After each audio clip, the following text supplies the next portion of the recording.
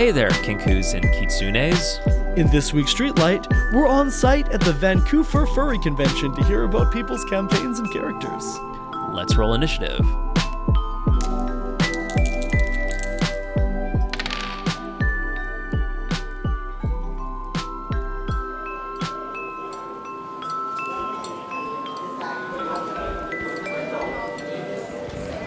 Hey, this is Dungeon Inspector Jake. I am on location at VancouFur Furry Convention in Vancouver. Production Master Riley is not here yet, and I guess you'll get to see how rough things are when I'm the one doing the audio until Riley is able to come tomorrow, at which point, gosh, this will all sound better. I'm walking around with a sign asking anyone if they want to talk about their TTRPG character. And this is the first event ever where I've actually gotten a media pass instead of just doing this by surprise, and I'm feeling really official about it.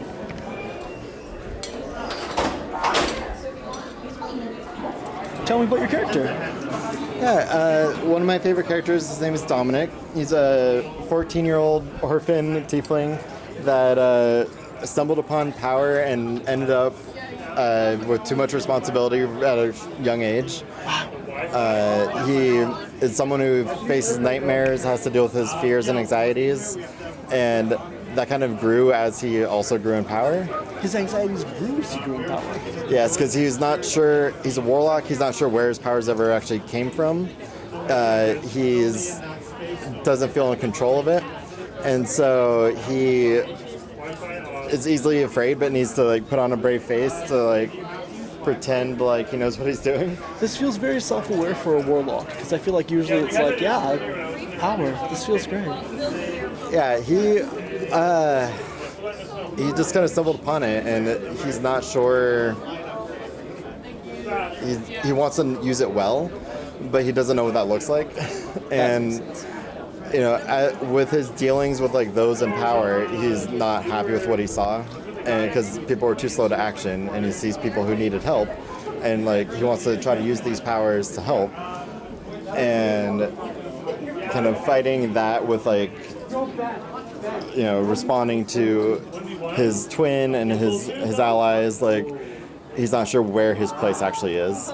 How far along in the campaign is this character right now? So we finished the main campaign, but we've continued their stories past that. The campaign was the Tiamat, Rise of the Dragon Queen. Cool. So we finished that, and at the end, our party went their separate ways. Mine somehow ended up with a wizard tower, and he ended up kind of secluding himself there in order to further his research and find his own way to help people without having to depend on politics. Beautiful. Thank you very much. Of course. So, tell me about your character. So currently I have a game I'm playing where I'm playing a warlock kobold in a D&D campain. And their patron is a bronze dragon. Cool. The deal that they have with their patron is that they gather stories for their patron and pass them along to him. What do you think is coming next for the character? What do I think is coming next for the characters? So currently, they're working on putting together a publishing business in-game. Yeah, because what better way to gather stories than to be the one publishing them? So I love when real world capitalism logic seeps into the fantasy. Oh, it happens way too much with the group I'm playing. Another character or another player in this game, several of their past characters, near consistently will find some sort of business to start or invest in, and this player has entire graphs of business stuff relating to their past characters. How do you feel when that starts seeping into a campaign? I think it's okay if the campaign is already explicitly kind of in a world that's about business, but when it's a Lord of the Rings world, I don't know. It definitely has to depend a lot on, one, the world you're playing in, and two, the people you're playing with. Sure. Because because every group's going to be different, right? Some groups hack and slash through many monsters is If everyone else perfectly is fine. hacking and slashing, and you're like, I'm a social media manager, Yeah, that's a problem. But and the thing is, this is usually a background thing. Like during downtime, this stuff where this happens, you know. The publishing house is not like during combat initiative. No. The publishing house is not part of the main game and quests and stuff. It is something that's going on in the background, a background project that my character is working on, and because of it, my character will have a monthly income that they can rely on. It is something that my character is doing, but ultimately it will serve the purpose of gathering more stories that my character can relay to their patron. Extremely cool. Thank you so much. You're welcome. So tell me about your character. So the character in question was a reference to a Terry Pratchett character, actually. Some folks might know him as Moist von Lipwig. Oh, absolutely, yes. All right. So my character, it was for a Pathfinder Society game, actually. So structured play, character could carry on between campaigns. It was a good time. Do you want to tell the audience a little bit about Moist von Lipwig or the reference there? The Moist von Lipwig is basically a confidence trickster, a con man, a criminal, and he makes his living by his wits. However, he doesn't really so much make a living as he tricks people out of their money as a way of keeping score. And unfortunately, at one point, he is caught, and caught for good, by the dictator of Ankh-Morpork, who... It's like the Doge of Venice, kind of. Almost, yeah. But Lord Vetinari, the patrician of Ankh-Morpork, basically the benevolent dictator, is the scariest motherfucker in a black robe you will ever meet. And he kind of presses him into inventing capitalism in the books. No, actually, what he does, he impresses him into restarting the Ankh-Morpork post office. He does, Yes, the first book's going postal. At any rate. I'm thinking So- Making Money, I apologize. Yeah, Making Money is the second book, and it is still also hilarious. But yeah, the guy is a trickster. He's a master of disguise, to the point where he barely has to wear disguise. Your character. No, the Moist von Lipwig. Okay. My character, also master of disguise. Oh, yeah? The class was Mesmerist from Pathfinder First Edition, so illusions, enchantment, and that sort of thing. The character species was Kitsune, and so he could be a fox person, he could be a base human, and he can make himself into a fox. He also had a ridiculous disguise check. That plays into this next bit. So, the story of what happened is the scenario we were playing. We were going around fixing various emergencies that were coming up that were basically, if we allowed them to go through, Sure. then some manner of disaster would occur. But we got a heads up from a soothsayer of a sort, a trusted source, and so we were running around trying to put all these fires out before they started. First, one of them was at the Frisky Unicorn, which, we decided to go there first because the rest of the party, or the rest of the people at the table, looked at me and said, "We're going there first, aren't we?" I said, "Yes, we are." But the draw of the Frisky Unicorn in the game, or in the setting, is that it has a colony of pseudo-dragons living in one of its little towers. Cool. It's a bed and breakfast, inn, bar, that sort of thing. But recently, the pseudo-dragons have been going nuts. They've been stealing things from people. They've been, attacking their hair. They've been just causing absolute havoc. And our party was asked to go there, figure out what's going on, because this is part of the problem, and this is going to lead up to what goes wrong later. So we get up into the tower to talk to the pseudo-dragons. There's a bit of a combat with a baby griffin, of all things, that apparently the pseudo-dragons adopted. But we were able to establish psychic communication with the pseudo-dragons, find out what it was they were upset about. Someone had stolen their eggs.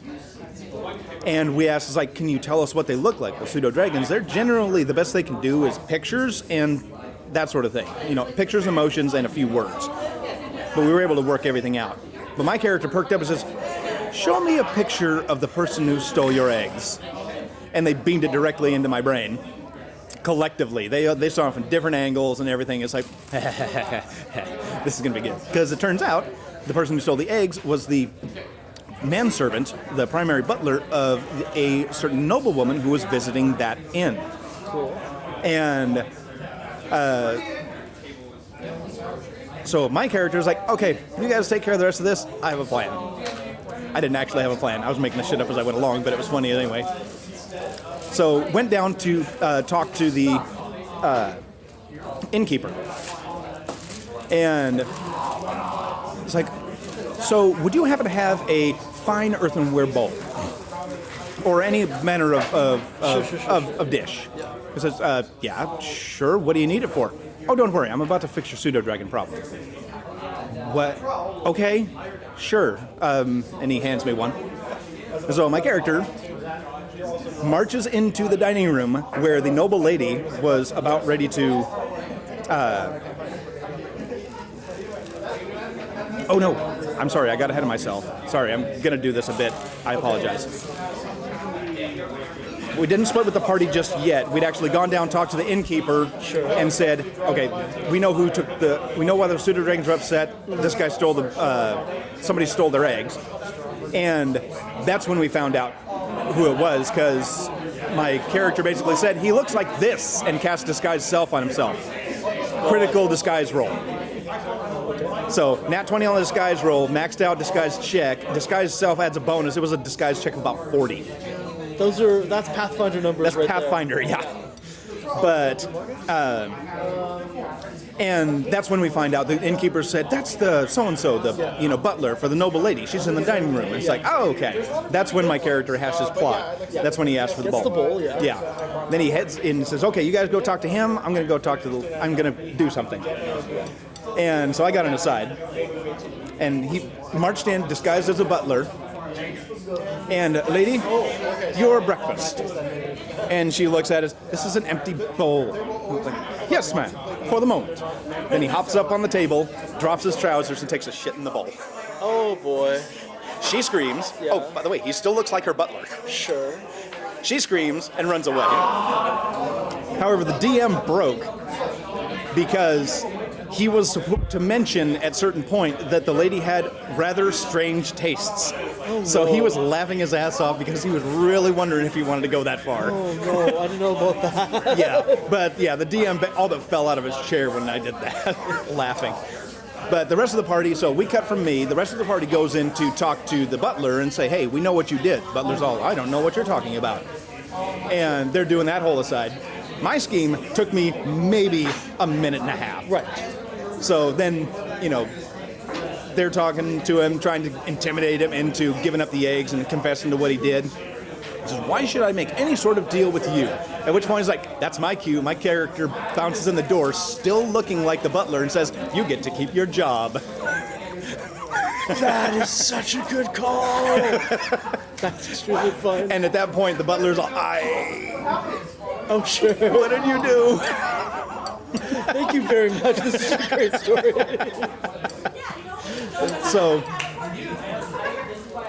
basically at that point, I don't tell the butler what I did. Oh, sure. Just that his lady is very upset with him right now. Thank you so much. And he spills, he gives us the dragon eggs back, untouched, because he hadn't gotten as far as preparing them yet. Those get returned. And then, after we drop off the eggs, still disguised as the butler, he says, so you're gonna fix it, right? And I said, yes, I am a man of my word, I'll fix it. So go up to the lady's room, knock on her door. What do you want? Lady, I have a message for you. Go away. Please, lady, it is important. She flings the door open, angry at me. What do you want? Yeah. Drop disguise. Bye. It's a happy ending, really. So the butler didn't get fired. But basically, it's like, yeah, it wasn't your butler that took a dump in your breakfast. Truly a happy ending. But yeah, basically at that point, I did not have to make any other social roles. Oh, sure. After I did that, basically everything I said went. The DM said, I'm hand waving the rest of this fucking encounter. Because if for no other reason, then my sides hurt. Congratulations. Tell me about your character.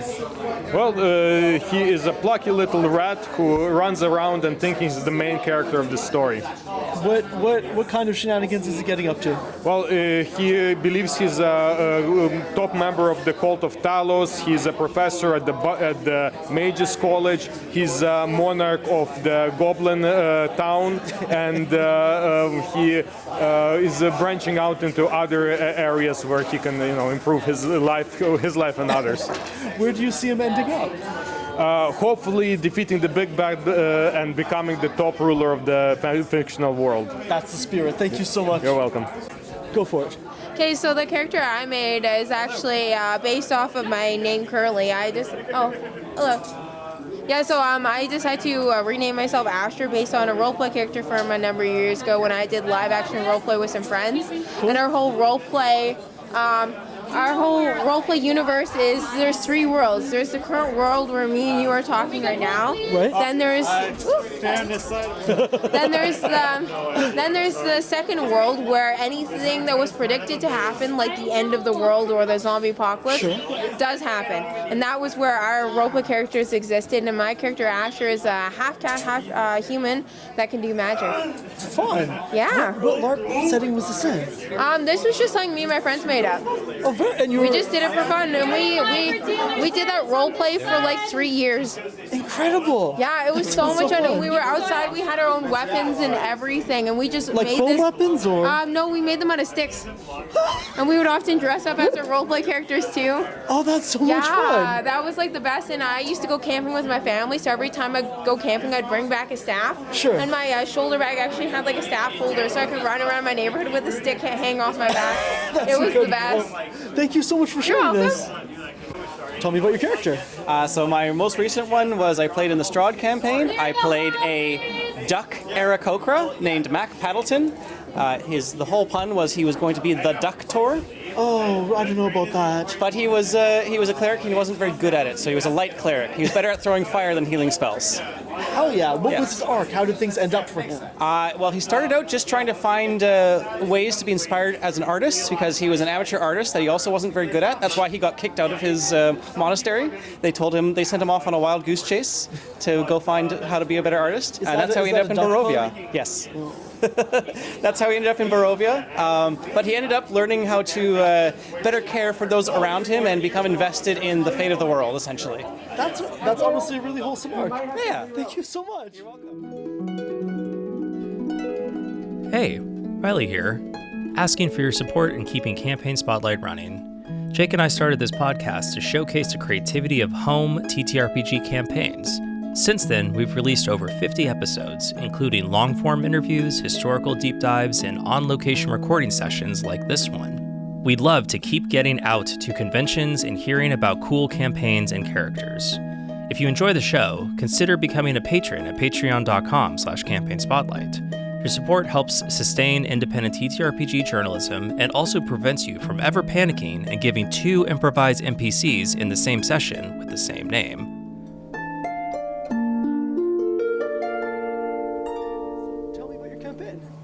Well, I actually am running a World of Darkness one. Cool. So normally that's like 5th edition, a Vampire the Masquerade. No, I wanted to do Mage. But Paradox did not do Mage, so I had to go to the 20th edition Mage. The 20th edition? There's the 20th edition, Mage the Ascension. Okay. The whole timeline of where the old and new World of Darkness goes is kind of crazy. All you have to know is it's the 20th anniversary of a revised edition, I think. Okay. Maybe. Don't quote me on that. But I'm basically playing a mage game for like 6 people, and basically I was trying to make it slice of life, which is really funny because it's a World of Darkness game. Sure. It's working out somehow. But like vampires have lives, I guess. Vampires have lives, yeah. And one of the main things I got them to go visit is this building in Surrey, because I live in Surrey, and it's this orange building which has no one, not a single occupant, for over 30 years. Is this a real building? This is a real building. You can really check. It's right now on sale by court order because the second owner who got it actually couldn't pay the mortgage. They just left it vacant. Yeah, they were and like the previous owner was also leaving it vacant until they found like quote like the right tenant. Sure. The first owner wanted only one tenant For the whole building. for the whole building, which is like a mall thing. You can Google this. It's right next to Hawthorne Park. Oh, our podcast is about tabletop games, but we both love like wacky real estate stuff, so we will link to it for sure. Yes, but I basically chose that as one of the main places for my campaign to start, like one of the little plot hooks, because like this is a real thing. You really can go to this building and it really is empty. Like there's some film set that happens there, and I decided like, okay, I'm gonna make this have this sort of like essence or whatever of like emptiness, because for some reason there is just 30 years of no one who wants to live there, no one who bought it, no one wanted to lease it, nothing. In a city where nothing is vacant and everything is leased Now, up all the when time. everybody wants land, this thing stayed beyond like. So what's the story in the game about it? Well, it was just more slice of life. So they were just coming in and they're gonna have to deal with some spooky stuff. And then downstairs, I decided, you know what? I'm just gonna put a vampire who's just sleeping down there, just for the sake of it. They did went down. They did went to the basement, and they didn't see them first. One of my characters, not my characters, but one of the characters decided to do some time magic to figure out like why is there like this weird blood stain on this freaking otherwise vacant like parking lot down in the garage level, which is just blank and everything. It turns out there was a little fight, there was a little spat. I tried being vague, but like, they figured out it was probably a vampire, because some of these people, they already knew the whole lore of World of Darkness. So I was gonna say, you know what system you're playing in, you can kind of guess. you can kind of guess. So they find this room, they open it, and that is actually the vampire's haven that I decided to put in, and I was like, oh my god. Nobody saw it until somebody botched a roll about looking around, so they tripped over the sort of old corpse, quote unquote, because it's right now in the middle of the day. So this vampire is sleeping. Yeah. Everybody who knows about World of Darkness is freaking out. Everybody who doesn't know World of Darkness, which is two people, are like, huh, that's interesting. Like, that's a spooky little corpse. But like, there's this whole sort of, some of the characters ran away immediately. Some of them wanted to stay. One of them decided to braid the hair of the vampire who is in torpor. Sure, why not? Because why not? They're kind of asleep. There was this whole freaking argument about it. Everybody finally comes back down again because the person who wanted to braid the hair, who was a Euthanatoire, they were part of the Euthanatoire faction, which is really funny. It's just a fucking dead body, and they're like, you know what? They need good rights. They need good passing rights. They need their hair braided. My god. And then eventually, for some reason, these freaking mages decided they got into another spat about like, why are you staying down here? This is dangerous. Please come up here. And then one of them decided to use life magic and made a bunch of big vines right into Haven, which as like a PvP thing. Yeah, well, semi-PvP, because it did grasp the vampire, basically woke him up. This man is groggy, and then everybody's freaking out again, because now this man is slightly groggy, slightly awake, and I'm like, come on, guys, you guys are actively making this.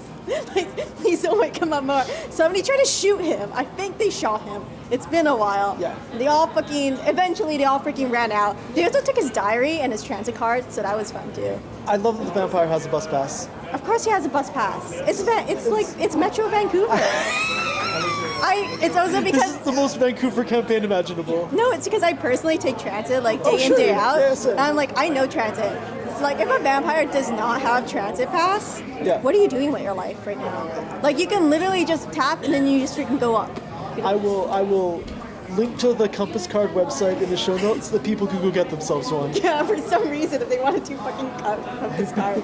But yeah, sorry for the whole messy No, this is really explanation. fun. I love this slice of life campaign that ended up being not really slice of life. Yeah, well, I'm bringing it back. They all escape in their RV because all of them live in one RV. Somebody decided to have an RV as their sanctuary. It's bigger than the inside, of course, but because it's mages, whatever. But like, they live in there. All of them live in there.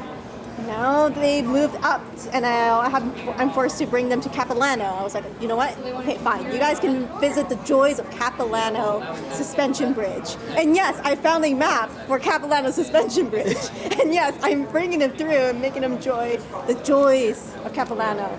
That sounds kind of beautiful. And then the little cliffhanger before we had to go into a hiatus was two of the players wanted to go back to the vampire because they want to give him back his transit pass because they felt kind of bad for him. I made them feel bad. I made them pity him. Like, this dude had a diary and was talking about regular things, talking about VIF, which is like the Vancouver International Film Festival.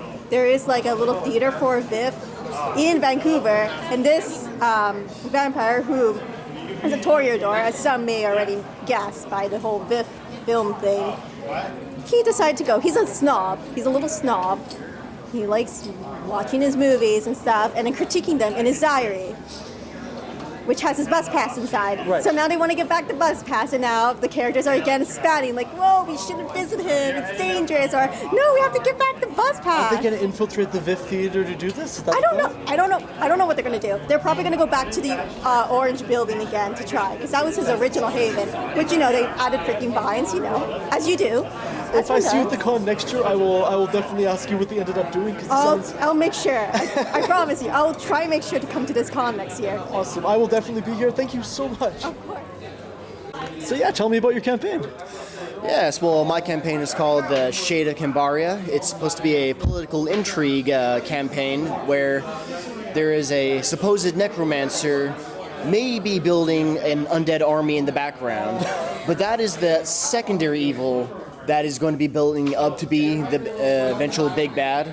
But the players are mostly going to be getting the opportunities to travel to multiple different kingdoms, understand why they're at war with each other, and based on what they do or don't do, they could probably bring some kingdoms together, have them be even worse at war, and depending on how this works, they might get some assistance with the really, really tough finale in the campaign, where it will eventually evolve into like an army of Draco Liches coming to try to wipe out everything. So, if you do get all these kingdoms together, cooperating, fighting along the same side, then, it's not going to be quite as bad. Sounds like a very fun, very ambitious campaign with a lot of world building. How are the players keeping track of everything? Because it sounds like they're encountering a lot of settings, a lot of politics, a lot of characters. It's simple at first because all the kingdoms on the continent, it's all divided up in like its own mini adventure. Sure. Yeah, the first adventure they go on, they're in one kingdom. And, I'm sort of implying to them that, yes, you can go anywhere you want and start the adventure of any of the kingdoms you want at any time. But that means you are going to be running multiple adventures simultaneously. So it just kind of encourages them to stick into like one area. But these areas are still huge. There are multiple villages. There's multiple environments. So there's an entire like arc of story that will last like at least a couple of months in each area that kind of concludes its own limited adventure while still realizing, there's some things here that are going to be carrying over more and more. And then, how many sessions in are you so far? I have not started yet. You've not started yet. When does it start? Maybe next week, depending on if I can get this other player to come in. If not, then it might be like 2 weeks from now. So if I run into you next year at VancouFur and ask how it went, you'll have a big update. Oh, yes, I will. Thank you very much. Yes, I've been planning on this thing for a couple of years now, and I've actually been illustrating a lot of the characters for my campaign, which obviously you're recorded here, can't really see that. I mean, we'll definitely, if you're up for sending some art, we can put it in the show notes, and people can see it if you'd be cool with that. Sure, probably, yeah. I mean, I was just illustrating some of my campaign my player characters here. There's the fourth member. He hasn't given me his character info yet, so that's just a generic silhouette there. I really thought that this was like 3 adventures and like a shadow demon following them. Oh no, there's just a placeholder. For those of you who are just listening to it, there's a halfway decent artwork showing 3 characters. Thank you. Yeah, if I will probably bother you for that art, and because your art is incredible. Anything you want to share, I will put in the show notes. People like to see the campaigns. Yeah, sure. I'll definitely get in touch with you later on. I love this stuff. Thanks. Thank you. So yeah, tell me about your character. Which one to pick? Because all of them are furries. Of course. Yeah, of course. I'm going to go with the first one I ever made, Toel. His name's kind of funny because the way it looks like it's spelled, it's just towel with an L at the end. You got a bit confused with that at the end. Sure. Yeah. Tell me about this character. What's their arc? Yeah, so he's like He's a beast fae, which is a custom race. They're basically fae-like animal creatures. He's a white wolf, clad in glowing sunlight paladin armor. Yeah, and his arc is basically learning to make connections again, because he had a rough past. A tragic backstory. Yes, definitely. He used to be a soldier for the Cinderland's queen that he reigned under. And his squadron, they worked pretty well. They had it nice. He got really close with them. But then the queen got Caesar. Ouch. Got Caesared is a great way to put it. Yeah. And wouldn't you know it, their entire military just got dismantled. Oh, but jeez. he wouldn't let it happen. His squadron, or his band per se, stuck together. They did a little bit of Robin Hooding, but that got on some people's nerves, and one of his friends was caught out in the streets. They threatened to kill his family if they didn't tell him where the rest were, like, uh-oh. So he had to rat him out. You ratted him out? Yeah. Oh. It was out of his family. And then the final battle happened. Toel, with this beautiful glass greatsword, holding the line, hit the dang thing so hard. Guess what? 200 years in the future. He broke the thing, got the power from it, sent him 200 years in the future. In the material plane. So he didn't know he got sent 200 years in the future. He just thought the material plane was more advanced than them. So yeah, he's trying to get back to the Feywild. That is a hell of a story. Thank you so much for sharing. Yeah.